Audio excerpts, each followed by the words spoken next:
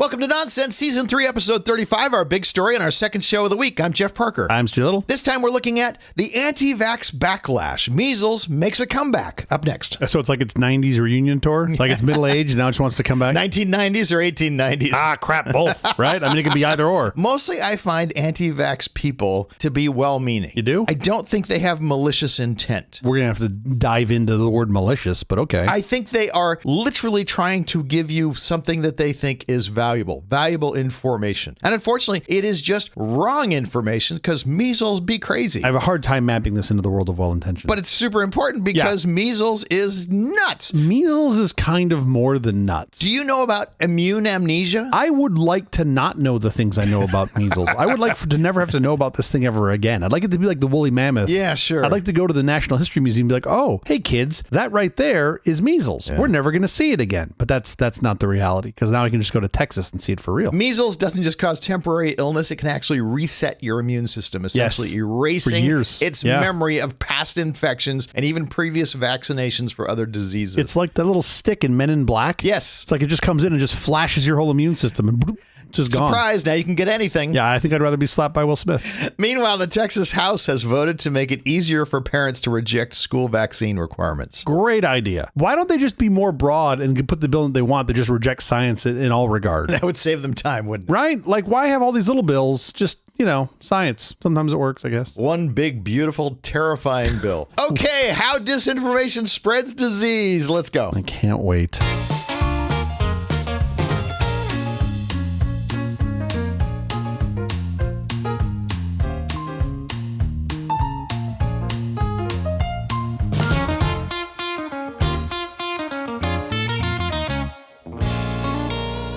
Once eradicated from the United States, measles is now making a frightening comeback. In 2025 alone, we've seen a surge in cases across dozens of states, with major outbreaks igniting in communities with low vaccination rates. This isn't just a global problem, it's a stark reminder of how quickly a highly contagious virus can resurface when our collective immunity falters. The question is no longer, will measles appear in the U.S., but how do we stop this escalating crisis before it threatens every community? Texas is grappling with its largest measles outbreak in decades, primarily concentrated in West Texas, especially Gaines County, with over 750 confirmed cases since January 2025, mostly among unvaccinated individuals. The outbreak has resulted in 2 child fatalities. Health officials are urging vaccinations to curb further spread, which has impacted 36 counties and led to numerous hospitalizations. So here's the thing. Yes. We know the answer. We do? We used to do it. Get vaccinated? You just gotta get vaccinated. And then we can just go back to talk about airplanes. I would love that. I would love nothing more. You can talk about the toilets and the cots and the fact they put their food in little coolers. It was so quaint, but no. That was lovely. We've got to revisit science that we thought we solved. Great. I love it. Let's do it. Listen, I mostly want to focus on things most people probably don't know about measles. Yeah. Because there's basic things people know, but there's so many things,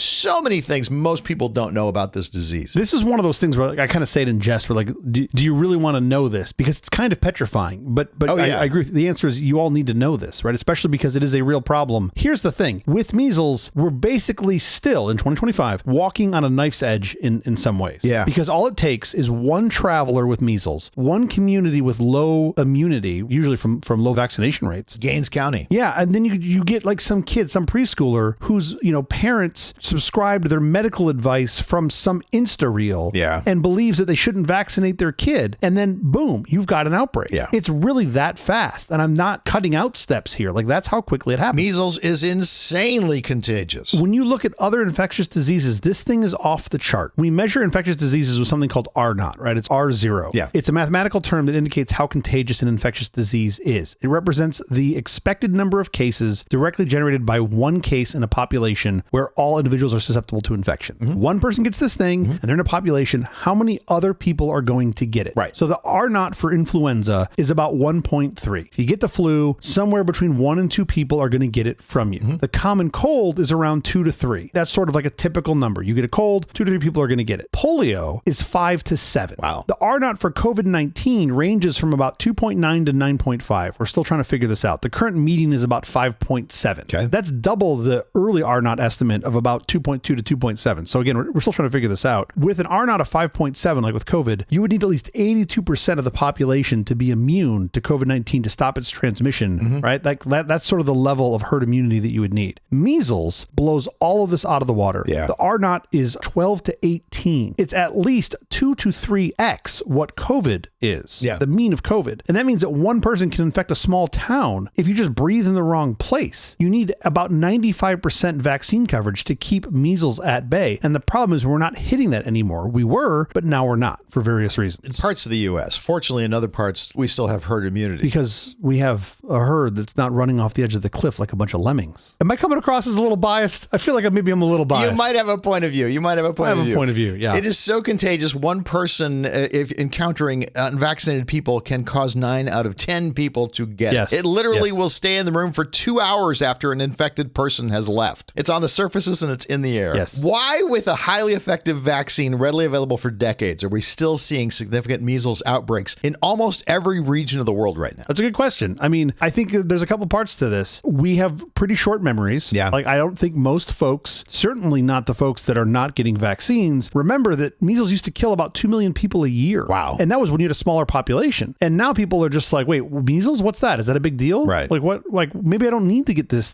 vaccine. Like, I don't know anybody that's had measles. And you're like, didn't we say we had eradicated it like in 2000 in the U.S., something like that? So, yeah. So we had said that we eliminated it, which doesn't mean eradicated. Yeah. That there's a difference. If you have a period of time, so the way we've defined in the U.S. is if you're not spreading measles for at least 12 months, we call it eliminated. Okay. And in 2000, the U.S. reached that goal. We had no continuous transmissions for a year. And then we said, okay, hey, we've managed to eliminate it, which is great. But then just to further that definition, you have no endemic transmission, right? So you have no endemic regularly occurring transmission like you have with the flu or with the cold. Sure. And then every case going forward would have to be imported or linked to another case. That's the only way you would get cases, right? You'd have to bring it in. Right. And what's important to note here is that elimination isn't some sort of force field. Like, it's not up and then impervious forever. It's just a status. It's just a description of where you're at some point in time. It's a snapshot. And it's super fragile. And this is sort of the point that I'm hoping to make, is that because it exists everywhere, and as long as it exists everywhere, it can pop up everywhere. Yeah. And that's really the problem, especially with global travel. So the eliminated status is only as strong as your vaccine coverage and sort of global cooperation to achieve that. That's how you would eradicate it. Right now, we can say we've eliminated it in the US, but it can still be brought in. One person flies in who's got it, and that's that. And then by the way, they may not know that they have it. Before you have symptoms, you're infectious for 4 days. Yeah. 4 days after you have symptoms, you're still transmitting. Yes. So we mentioned global travel, right? That's a real risk. You have anti-vax misinformation everywhere and people that are subscribing to this. Yeah. You've got public health systems around the world that are underfunded. And then you also have a big hole in what was our existing process because COVID disrupted sort of the routine vaccination programs worldwide, even in the US. Yeah. And that hasn't caught back up. These are all things that have now led to bringing this back. It's really hard to pin on just one thing. I'm going to be really grumpy about the anti-vax because it's the easiest one, in my opinion, to fix, to change. But you have all of these sort of things in this confluence of issues that have really brought this roaring back. So we know measles is one of the most contagious diseases, but when it crosses borders, how quickly does it jump from single traveler to a community outbreak? If conditions are right, what that really means is immunity gaps. Yeah. Measles can go from one imported case to dozens or hundreds of cases in a matter of weeks, not months, but weeks. All it takes is one person to come to Gaines County where there's a large population of unvaccinated people. Yes. And it just explodes. And this isn't like some mid-90s sci-fi film that talks about like a pathogen. This is real.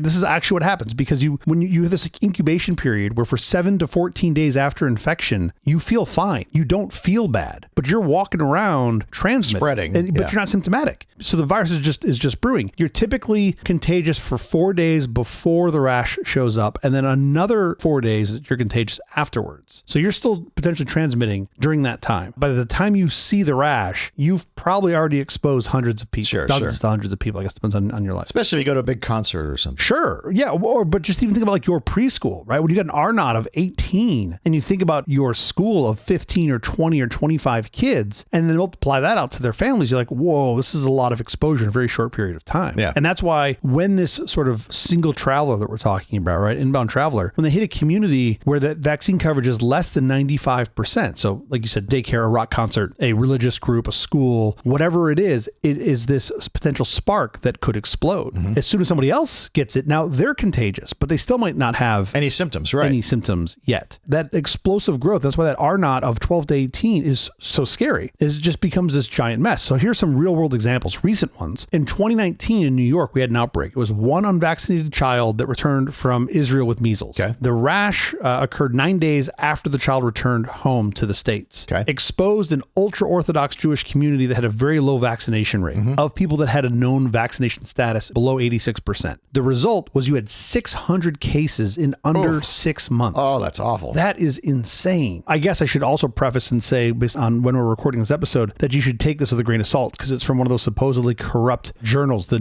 New England Journal of Medicine. Like, good thing we're banning those guys doing this, analysis on exposure of measles. Okay, that was 2019. In 2022, you had like 2 unvaccinated kids that generated over 85 cases in a few weeks, mostly in kids under 5, which is one of the most vulnerable populations of folks. Yeah. So it just moves faster than most health departments can react. If you are a traveler, if you're the inbound sort of patient zero, and you happen to be in a community that is vulnerable, you can see this explosion within a couple of weeks. So that's why we need surveillance, high vaccine coverage, and then really rapid contact tracing. Those 3 things are the best sort of response we have. Otherwise, this thing can just wreck an entire community. Once you're infected, there's no antiviral treatment for this, right? It's not like... Not that I know of. There's no Theraflu for it or whatever. Again, I'm certainly no doctor and the farthest from it. Yeah. But... You get it. One of the treatments they will give you, so when you get measles, it has a tendency to deplete you from vitamin A, which then makes the infection worse. So one of the treatment courses you'll see, especially in kids, is vitamin A injections. To be clear, this is after you've already gotten the disease because the disease depletes you of vitamin A. Yeah. And now you've got a bunch of people running around on the internet being like, doesn't give you any immunity. Vitamin A is the answer. Just get vitamin A early. Well, having too much vitamin A actually has its own health consequences. Right. This is like back to taking horse worm pills to get rid of COVID. Like,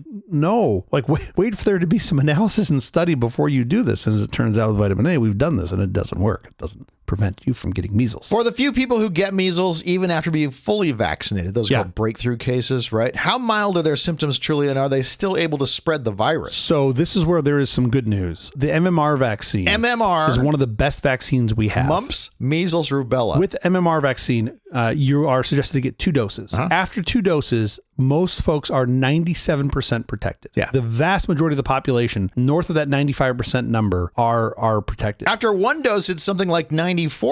Something like that. It's absolutely amazing what just 1 dose will do. You want that last percentage. You want every percentage you can possibly get, but that's amazing. That I think a lot of folks get wrapped around the axle about that, that 3%. They're like, yeah, but it's not 100%. Well, why would I get it? I could be one of the 3%. And it's like, that's not the point. Yeah. The point is, if you're not vaccinated, you're more likely to be a carrier of this thing. So, and by the way, of that 3% that don't get protection, some of it's because their immune system never mounted a full response. That's pretty rare. Yeah. Or their immunity waned over decades. That seems to be even rarer. Or they just didn't develop immunity. Like, it happens. But that, to go back to your question, mostly that doesn't happen though. For almost everyone, you get immunity. Yes. Now, if you are vaccinated and you get measles, in most cases, your symptoms are much, much milder. So you'll have a lower fever, you'll have a less intense rash, you'll have a shorter duration, you'll just generally have fewer complications, like, things like pneumonia and brain inflammation. Right. Kind of a bonus. They call that modified measles, right? Because it means that your immune system has already mounted a response. It already knows the virus and has already mounted a response. That's how vaccines work. Yeah. And then people also get wrapped around the axle and they go, well, okay, if you've got a vaccine, you can still spread it. So what does it matter? Why should I get it if I can still spread it? Yes, you can still spread the disease, but you're less likely to. So vaccinated individuals transmit measles at a lesser rate because they shed less virus for less time. And their symptoms are milder, which reduces their coughing and sneezing, which is how measles gets out there. And this was the same, to me, basic logical argument during COVID, where people are just like, what does it matter? Why should I wear a mask? Like, look, particles still get through it. I'm like, but even if 1% doesn't, isn't it a help? Like, wouldn't that be a good thing? Like, I'm pretty sure that it's blocking more than 1%, but we still get wrapped around this like, oh, it's not perfect. Okay, live in a bubble. By the way, if you want any motivation to be very, very careful about not getting infected, we won't go into it here, but look up SSPE, which is the result of measles. It is rare, but it is almost always a fatal brain disorder caused 7 to 10 years after you've recovered from measles. All of a sudden, I'd recommend you Google it right before bedtime, right after you watch the Anti-Vax, whatever, vitamin A, horse crap you're going to see out there. And then, go read about this and let me know what you think. Put it in the comments. Awful. Just awful. Yeah. What are the latest insights into how the measles virus is evolving? Are there any concerning changes that could impact the vaccine effectiveness down the line? So this is more generally good news. Measles appears to be remarkably stable. It's not like completely frozen in time. It's not the woolly mammoth. Yeah. But there's no current evidence that it's mutating fast enough to evade our vaccine protection. And that is great. Good. So it's an RNA virus, but unlike COVID, it doesn't mutate rapidly. Its genome is relatively stable. Again, low mutation rate. And the current MMR vaccine we talked about earlier, it targets a hemagglutinin protein, which has remained highly conserved across strains. Those are all really good things. There's been no evidence of it escaping the vaccine yet. That's lovely. That's great. That doesn't mean that we're okay, because just like with COVID, the more cases that you have gives it the more opportunity to mutate. Sure. And that's a real risk. The best thing we can do is long-term vaccination to prevent this from happening. If you're under-vaccinated, then you've got more chance for hosts. More chance for hosts means more chance for mutation. Things are getting better. We're finding more ways to get us closer to that 95+% goal, whether it's delivering patches, like vaccine patches, delivering it intranasally, delivering it via drones. Like we have a lot of really cool things. Drones? On the horizon. Yeah. I love the idea of it just like flying over and targeting you and then just shooting you with like one of those blow darts. That would be cool. I feel like I have a new project I need to go work on. A couple ESP32s and a little bit of vaccines. We're ready to go. It's like the fly thing they spray over Los Angeles when we get the fruit flies. All of The a sudden, flies? people don't get no more measles in Los Angeles. That'd be great. No measles. No, we're actually, I mean, I say this kind of jokingly, but no, we are using drones now specifically to deliver to areas that don't have any reasonable access. Yes. And because the vaccine must be kept cold, now you can take what would normally be a 2 or 3 day trek and you can get it down to a 30-minute flight. Right. And that's pretty cool, right? That's exciting. You also have these microneedle patches, which are basically like Band-Aids, right? Like a little vaccine Band-Aid. A little rougher than a Band-Aid, but yes. It's pretty amazing because you don't, the needles are like dissolvable. Yeah. You don't need a trained professional. You don't need this cold supply chain for it to be kept cold. There's no scary needles, and it can be shipped like a letter and just applied directly to you out in the field, which is incredible. So that's coming. Guy slaps you on the back and suddenly you have immunity. Well, yeah, basically. I mean, it's pretty cool. Yeah. And then you also they're working on these next generation thermostable vaccines. So ones that also wouldn't require to be kept cold, because that's one of the biggest challenges with the MMR vaccine is it has to be kept cold or it loses its efficacy. Sure. They're even working on these freeze-dried vaccines that could be rehydrated on the spot, which breaks my brain. Oh, that's amazing. To even think about. Yeah, it's incredible. That's stuff that has been sort of these changes that are potentially making this better, making it easier for us to hit a larger vaccination rate. We talked about this just briefly at the beginning, but I really actually do want to talk seriously about immune amnesia. Yeah. Can you explain simply what that means for the child's overall health after they recover and why it's such a dangerous long-term effect? Yeah. And let's be very clear here, this is not killing your immunity for measles. This is killing your immune system. For all viruses. Yes. You've got measles. Yeah. You're sick. That's bad. But then it wipes out your immune system's memory, like you had just done like some sort of factory reset. And it can erase 20 to 70% of immune memory cells. Wow. Which leaves you vulnerable to everything else that you were previously immune to. Imagine now if you get measles, then you may have forgotten that you ever met chickenpox or RSV or even the flu. Yeah. And that effect can last for 2 to 3 years. It's terrible. In kids, this is a setup for future infections. Let's talk about the less obvious ways measles impacts a person's body, especially in vulnerable populations like infants and pregnant individuals. Yeah, I mean, they're always the hard ones because it's really hard to do studies on infants and especially pregnant women. It's super hard to do a study or trial of anything on them. Mm-hmm. Those populations almost always have the worst effects of any disease. But just in general, one of measles' favorite way to kill you is pneumonia. Yeah. The most common cause of measles-related death, especially in young kids, is pneumonia. So we can go around and around and talk, well, the measles didn't kill you, it was pneumonia. No, measles gave you pneumonia and pneumonia killed you. Therefore, it was measles. Yeah. Pneumonia is a really unpleasant way to die. Oh, yeah. Yeah, you're effectively suffocating. If you get to pick the ways you die, that's not the way. Yeah. That pneumonia, by the way, can be caused directly from the virus or from secondary bacterial infections that take advantage of the fact that your immune system is already wrecked. Yeah. So you got pneumonia. You've got encephalitis, which is inflammation of the brain. You get this in about 1 out of 1,000 cases, so 0.1%. So it's rare, but not super rare. Not rare enough. It can lead to seizures, deafness, cognitive impairment, and death. There's that. Mm-hmm. There's what you mentioned earlier, SSPE. So that's subacute sclerosing panophysitis. I don't know, some doctor's going to call me and tell me I pronounced it wrong. It's more rare, but it's a fatal brain disorder. Here's the super bad news. It can appear 7 to 10 years after infection. So you get these kids that have measles and they recover and you think they're fine. And then they're teenagers and they die. Yeah. And it's terrible. And it's this slow, relentless brain degradation that's caused by persistent measles virus. It's just hiding in your neurons. Yeah. It's terrible. No fixing it. You mentioned sort of the vulnerable population. populations. With pregnancy, you get increased risk of miscarriage, premature birth, low birth weight, stillbirth. Terrible. Pregnant individuals with measles are also more likely to develop severe complications like pneumonia. Like, that's great. And then with infants, they're just these little tiny sitting ducks because they're too young to be vaccinated. You usually get the first dose until around 9 to 12 months, depending on what country you're in. If the mother isn't immune or just passes on weak protection in general, the baby has no defenses. So this can progress quickly to severe diarrhea, which leads to dehydration, or pneumonia, or brain swelling, or death. You certainly don't want a doctor coming in to take care of the infants who's been infected with measles and doesn't know it yet. Oh yeah, I mean that too. That's another just how this crushes the health system is they've got to spend a ton of resource and time disinfecting anyone who has measles and comes in, and then you got to worry about if a healthcare worker gets pulled out of the lineup. You're already stressed as it is as a healthcare system, and now you got to pull that person out, that healthcare worker out. And then I mentioned this earlier. You also have malnutrition. So measles causes vitamin A depletion, which in turn worsens the infection. So if you've already got malnourished kids, especially in lower income regions, they face dramatically higher fatality rates. And without vitamin A supplementation, mortality can double or triple. So it's really not good. What about any new vaccine delivery methods or public health interventions on the horizon that could revolutionize our fight against measles, especially in hard to reach areas? You've got those microneedle patches. Those are pretty interesting.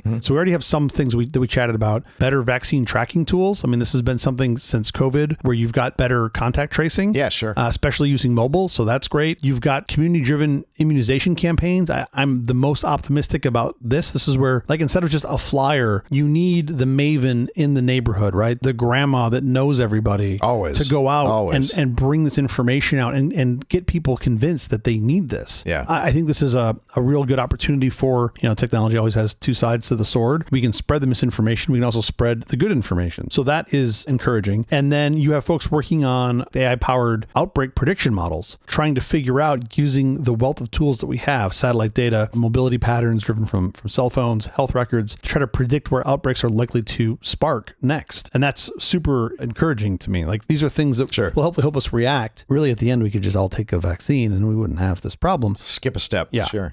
Once you have this sort of a sense of where you might have outbreaks, you can pre-position vaccines and health workers before this becomes a problem. And this is one of those things where super useful. Just most people don't see. But when you do all of this hard work and then there is a nothing burger, nothing happens, that is success. But a lot of folks go, well, nothing happened. You're like, perfect. Well, perfect. Because you flew in 50 people that tried to vaccinate your whole community so you all didn't get sick. And they're like, but we didn't get sick. And I'm like, that's job well done is what that is. It's like when you take someone to a baseball game and the pitcher pitches a no-hitter. And you say, that's amazing. You won't see that very often. And they say, well, great, because nothing happened. Exactly. How many innings were we at your birthday where they're like 6 innings in, it was a no-hitter, and I was basically asleep? And I was just like, there's nothing happening in this game. It's super exciting, but it's not to watch. It's like super exciting to read about. That's what you want for the measles. You want to see nothing. You want nothing to be a no-hitter. Happen. I know. That's a win. And I really do think that's one of the biggest problems, especially with what I'll call a general lack of empathy or ability to see through other people's eyes. Generally, you go, well, I didn't get measles. My family, my brothers didn't. My sister didn't. My parents didn't. So my kids don't. What am I worried about? And you're like, yeah, that's it working. That's the whole point. That's success. Measles didn't go away. It wasn't like the covered wagon where we went, oh, well, we got something better now. Right. Like, it's still there. It's just waiting for you to get soft and for it to come back. If you could send one clear message now to every parent, policymaker, and healthcare worker about measles right now, what would it be? I mean, it's super simple. Vaccinate, advocate, and eliminate this thing. It is really so easy to do. We have the science. It's well trusted. So when I see this misinformation spread around, it drives me really bananas because we have the answer. Science friends who are listening, you can't be quiet on this. You cannot be quiet on this. You gotta talk. We need you to advocate. When this comes up, I mean, unfortunately or fortunately, it depends on your view, most people that know me, and they just won't bring this stuff up around me because they don't want me to step into it. But every now and again, I get some fresh meat, somebody that doesn't know me, and they're just like, well, I read that the mercury and the blah, blah. And I'm like, okay, you need to sit down now because we're going to have a little conversation. Here's the thing. Measles, it's fast, it's deadly, but it's preventable, right? It wasn't 100 years ago. It is now. And it doesn't need to be back. We do not have to let this thing win. So to parents, if your kid isn't vaccinated, measles isn't really a maybe. It's a potential matter of when. You just need one infected kid at your daycare or one trip to the airport, and suddenly your kid is in the ER with complications that could have been prevented by 2 tiny shots. And if you don't believe me, simple,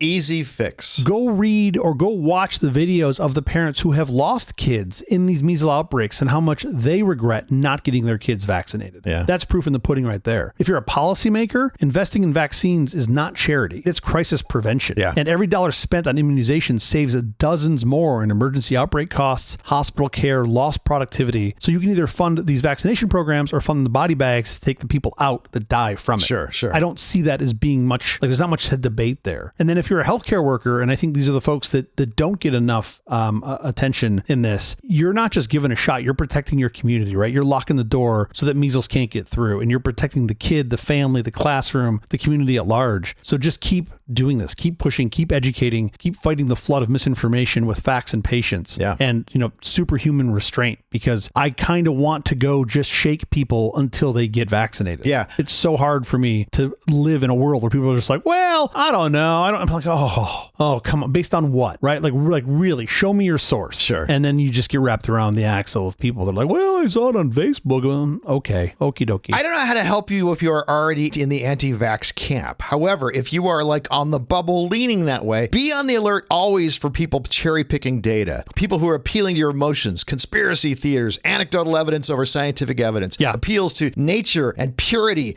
attacks on the person or institution, not the science, people citing non-experts or trying to discredit actual experts. Well, this is where, people get into this mode of, well, that person there who works for that school, they just say this for their funding, or they're just a shill for big pharma. And it's like, let's really take a step back and look at your quote sources. Yeah. And let's talk about the person that's hawking vitamin A pills on their YouTube channel. And like, you're really trusting them over this human that did 25 years of research and study to get to the state that they're in. Standing on the shoulders of people who have done more research before them. Exactly. They just took the ball forward. And come meet them with me, right? Come meet them with me and really tell me that influencer that you just met that can't figure out how to start their car is the one that you want to believe over the person that's been sitting in a lab with no windows for the past 20 years and gets super excited when they figure out how some part of a virus works. Like, really tell me that you want to believe the former, not the latter. All right, listen, we have to get out of here, but quickly before we do, have you seen or read anything good this last week? We could use some good stuff after this segment. Well, I can tell you what I read that wasn't good. I read a bunch about SSPE, and I'd rather not read that again. So let's just go ahead and not suggest that reading for anybody, although I really think you should just understand the potential effects here. It's horrifying. And then I got skewered last week because my recommendation of the best aviation film of all time, Airplane, apparently was frowned upon by some of our listeners. So I'm going to go back to my more classic, comfortable forms of recommendations. This week, I'm going to recommend fireworks videos. What? I have watched so many fireworks videos in the past week since July 4th. They're these folks, they might be AI. I don't think they're AI. They're these folks that line their entire street, like suburban street, with these multi-shot firework cubes, and they light them all off in unison. Yeah. It is bananas. Or there's this one, hands down my favorite, bunch of dudes in cowboy hats, like 4 of them, walking down the street, lighting off cube after cube with propane torches. Oh. I'm telling you, these displays probably put 98 to 99% of all municipal shows to shame. But there's no fire truck parked nearby. When I go and see fireworks at Dodger Stadium, there are fire trucks parked right on the hill, ready to help should there be any problems. I don't think these are in Southern California. I feel like you're in like a humid part of the Midwest where frankly, they don't have a lot else to look up in the sky at. When the fireworks come, they're like, we're going to do it, and we're going to do it at 100%. Don't really know the locations on these. Certainly don't want to see anything caught on fire. I'm just saying the videos just are incredible to watch them doing this. I don't love the idea of amateurs blowing off their hands and also scaring my dog. Look, I'm with you. But I kind of like watching it at a distance. Sure. I feel like the odds of me losing one of my digits while watching on Instagram is very low. So I'm just like, all right, well, how about you? What have you seen this week? I feel like the only thing I want to talk about is baseball today. I'm so sorry. Oh, boy. The Dodgers right now are a complete disaster. We've lost our last 6 games. Okay. But I want to remind everyone that in the 10 games leading up to the 2024 All-Star break, the Dodgers also had a record of 4 wins and 6 losses, and then they went on to win the World Series. So you never know. That's not correlated. Like, you're just like, oh, well, I mean, I guess, okay. I'm just saying, you never know. All right. The MLB All-Star break is Tuesday the 15th in Atlanta, which should be a lot of fun, and I love watching the home run derby, so that's what I'm going to recommend. Normally, I would recommend it right before it happens, but I'm going to recommend it again right before it happens because it's so much fun, you don't want to miss it. Are they putting in those little funny-shaped strike boxes or not? Oral's Oval? They should. Oral's Oval. Oh, man. If you haven't trademarked that, you should do it right now. That is the episode. Thank you for joining us for all this nonsense. It's really terrible podcast from The Awful Company. Visit us on the web at nonsense.productions. I'm Stu Little. I'm Jeff Parker. If you like this program, please follow, download, subscribe, and like at Apple Podcasts, YouTube Music, Amazon Music, AntennaPod, iHeartRadio, Spotify, my favorite Overcast, or wherever you may get your podcasts from. Vaccinations are a safe and effective way to protect yourself and your community from serious diseases. Why get shingles, RSV, or the flu if you don't have to? By stimulating your immune system, they prepare the body to fight off infections. Get vaccinated to stay healthy, prevent outbreaks, and contribute to a healthier world for everyone. Vaccinations, they work because they're actual science, backed by evidence. We'll be here every Tuesday and Thursday morning for more nonsense. Please join us.